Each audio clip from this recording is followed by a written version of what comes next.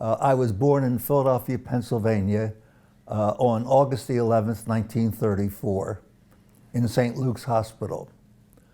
My parents were both immigrants. My father's family came from an area of Russia, which is now part of the Ukraine. I started working when I was 11 years old, delivering the afternoon newspaper in my neighborhood in Philadelphia. And after that, I worked for a cleaner, a dry cleaner, making deliveries, of course on foot. I wasn't old enough to drive. And after that, I worked for a butcher, again, making deliveries and cleaning up and sharpening knives and things of that sort. I then worked as an usher in a movie theater. Thereafter, when I was in my last year of high school, before I started college, I got a job in a men's clothing store. And I started high school in 1948, Central High School, which was a very famous high school at that time.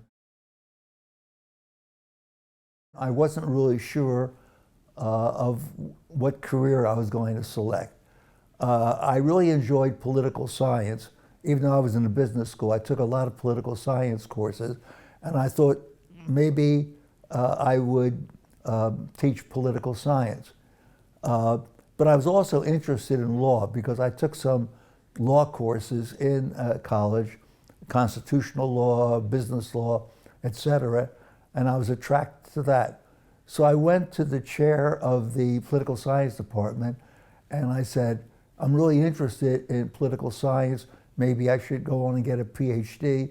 But I like law very much too, and I'm torn between the two. And he said, well, why don't you go to law school? Maybe you'll end up teaching law.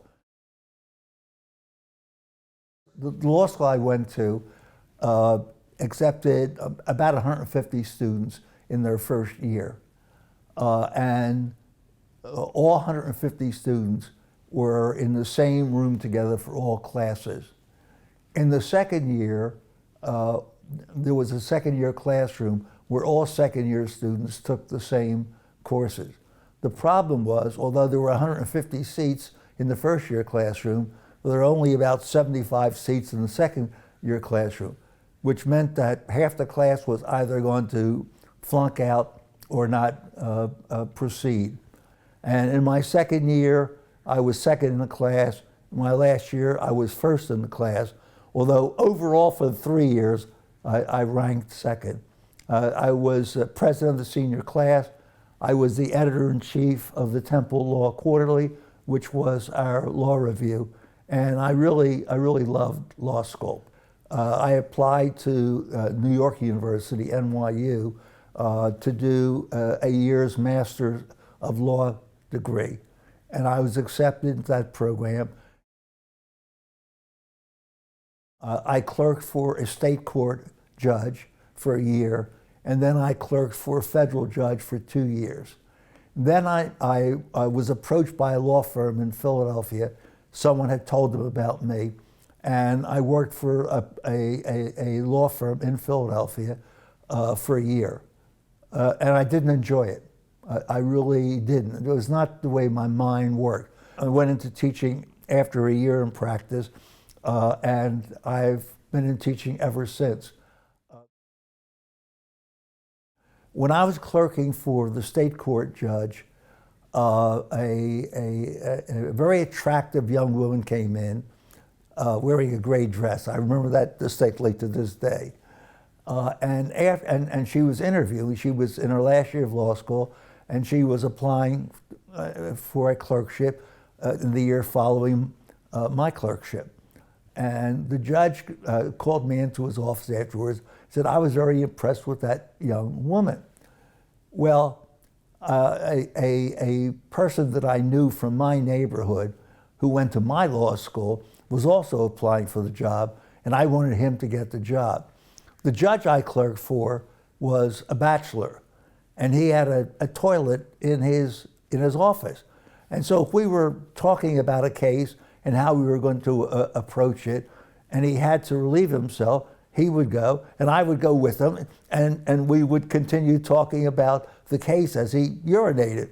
So I said to the judge, "Judge, do you think it's that really a good idea to have a female law clerk? I mean, you're in your chambers and you're talking to her, and you've got to go relieve yourself. Is she going to come with you into the bathroom?"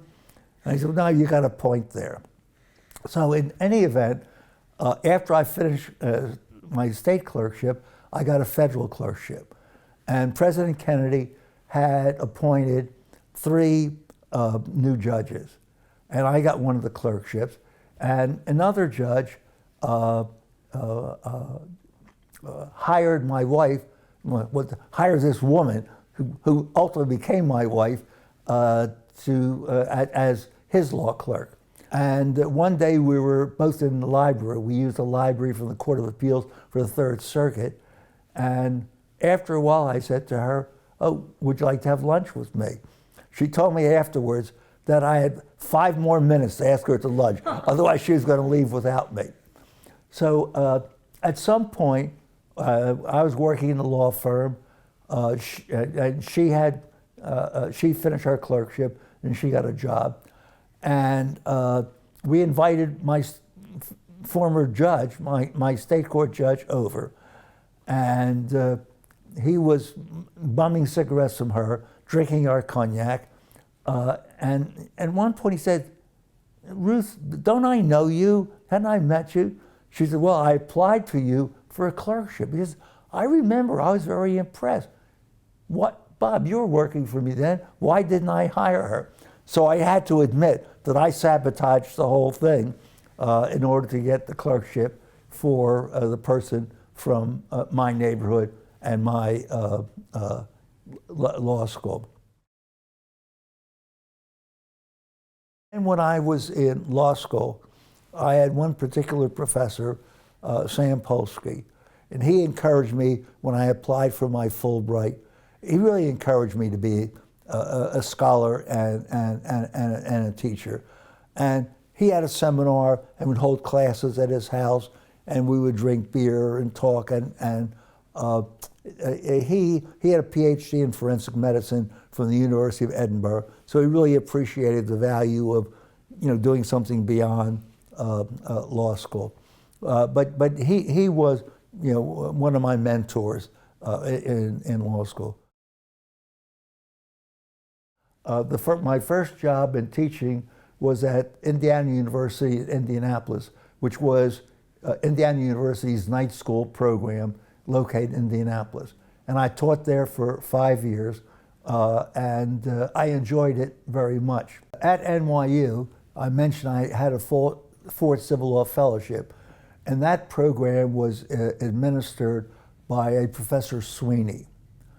Professor Sweeney subsequently became the dean at Tulane Law School. He said, "Well, my criminal law teacher just passed away, and we're looking for someone to teach criminal law. Would you be interested?" And I said, "Yes, I'd like to." And so they recommended as a babysitter a young woman who was in her first year at Loyola undergraduate school. She was a Cuban refugee. She was an orphan and lived with one of her brothers in Miami. And so she was our babysitter for 4 years. And one night I came home from a meeting and I saw that my wife and this young woman from Loyola, Isabel, they had their arms around each other and they were both crying. And I got very upset. I said, "What's wrong? What's going on?" And my wife told me, she says, "Well, Isabel has received a fellowship to do a PhD in history at Indiana University. And she's thinking of accepting it." And I told her, this is my wife speaking, there are no jobs for PhDs now. And this was true. The job market for PhDs was very, very limited.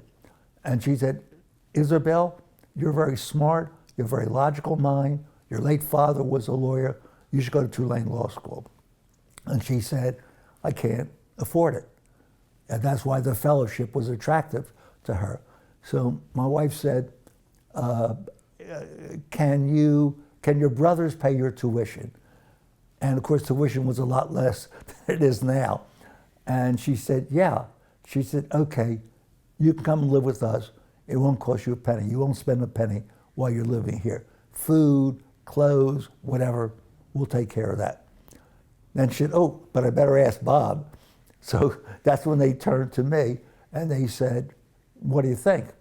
And I said, yes, on one condition, that when you start to in law school, you are not an au pair. You're not a babysitter for our children. Your primary responsibility is to do as well as you possibly can at Tulane Law School, because that will pay off after you graduate. And I met somebody who was in the main office of OEO Legal Services, and I said, you know, I'm really annoyed. I hate filling out forms. I filled out all these forms, and I've never received any information or any assignments to either set up or evaluate legal service programs. And she said, I'll never forget, she said, what are you doing on February 15th? Was that a young woman?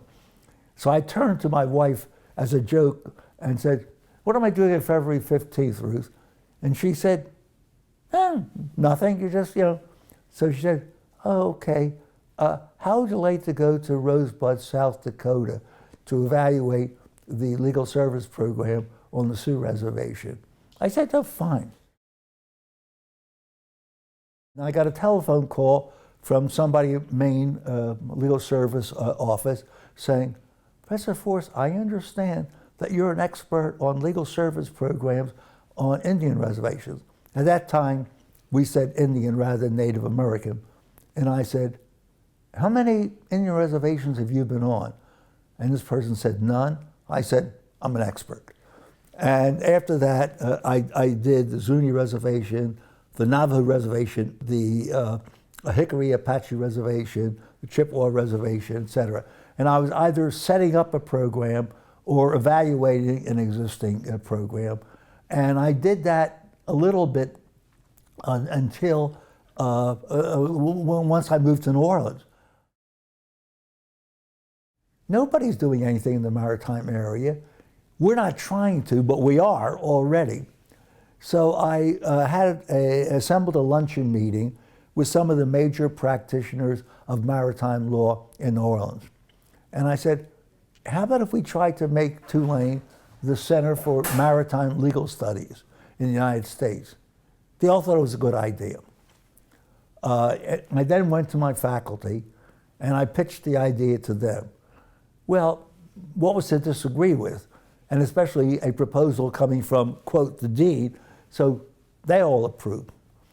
The next thing I know was we appointed a dean, Paul Verkuyl, and my car was in the shop and I was walking back to the law school, and Paul Verkuyl was driving by in his car and he said, you want to lift to the law school? I said, yeah, sure.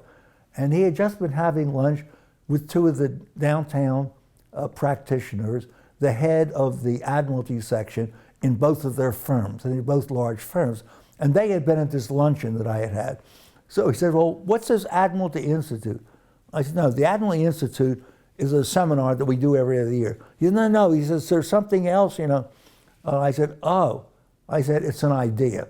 I'll never get, he looked at me, and I said, yeah, this is what my idea was. So next thing I know, he had appointed two people who were with major firms, and they had the Admiralty section, and they were his fundraising committee, and they raised $1 million to start the Tulane Maritime Law Center.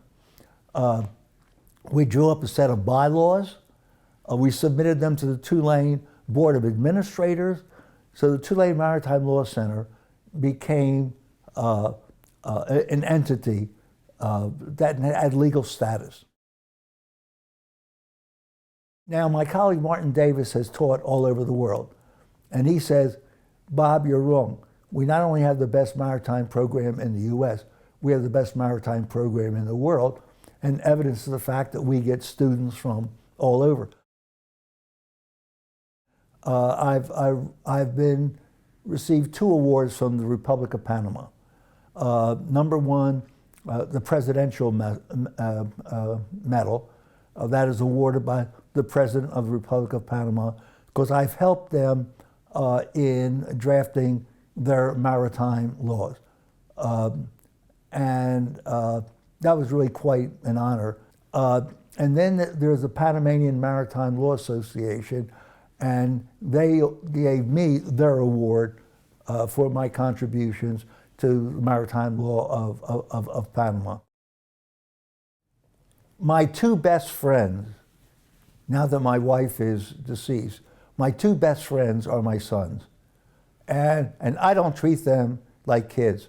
I treat them as mature adults who've achieved things in their life. I respect them a lot. But my 2 next best friends are my daughter-in-law. My daughter-in-laws are fabulous, and we really get along really, quite well. I want to be remembered as a great husband and a great father. That's what I want to be remembered.